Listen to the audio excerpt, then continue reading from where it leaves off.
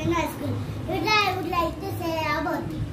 about role of Rudramadevi. Rudramadevi నేను ప్రజలను మానప్రాణం ముఖ్యంగా ఆడవాళ్ళ కోసం ఎంత కష్టం నేను ఓర్చుకుంటాను మీకోసం పనిచేస్తాను ఇలా మాట్లాడుతున్నాను అలా ప్రమోషన్ నేను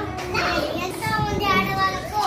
వృద్ధులుగా వచ్చబడ్డారు మా నాన్న ధర్మకి కొత్త సంతానం లేదు నన్ను మీ అందరికీ వృద్ధులుగా పరిచయం చేశారు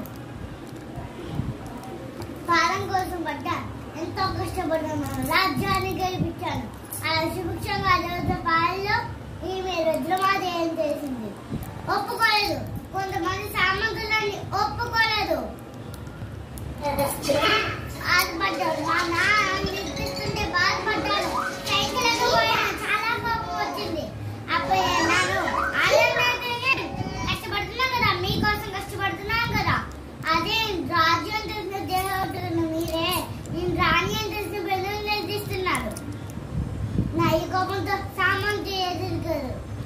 నాకు ఇది ఒక లెక్కన భయపడలేదు ముందుగా వచ్చాను వాళ్ళని ఓడించాను నా కోపంతో వాళ్ళని ఎప్పుడో ఓడించాను అప్పుడు మొదలైన నా అద్భుతమైన పాలన అలా దరిద్ర పాలనలో అది కూడా ఒక సహించలేకపోయాను చాలా కోపం వచ్చింది అప్పుడు నేను ఒకే తల్లి అన్నసి లక్క తమ్ముళ్ళు అయినప్పుడు ఒకే తల్లి వద్దే వాళ్ళు అన్నసి లక్క తమ్ముళ్ళు ఎవరేమా నా ఈ వాటితో ఎంతో మంది కలిసాయి ఎన్నో రాజ్యాలు కలిసాయి మీ అందరికీ చెప్పేది ఒకటే